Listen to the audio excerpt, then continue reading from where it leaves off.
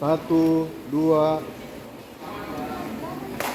Syederalun, mahasiswa Uniga Sigli akan melaksanakan magang di Penang, Malaysia. Peserta magang yang didominasi para wanita itu dilepas Rektor Uniga Sigli, Profesor B.I. Ansari MPD, di Gedung Leguna Glegapui, Kecamatan Indrajaya, PD pada Rabu 21 Juni 2023. Magang mahasiswa dilaksanakan selama 1 bulan di Penang, Malaysia untuk belajar menjadi desainer di negeri jiran tersebut.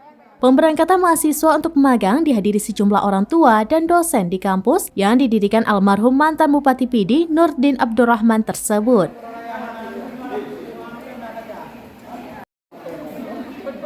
Selain itu, hadir juga Wakil Rektor 1 Dr. Rahmi Agustina MPD, Wakil Rektor 3 Dr. Amirzan MPD, dan Dekan Ekonomi Uniga Sigli Samsul Akmal SEMM.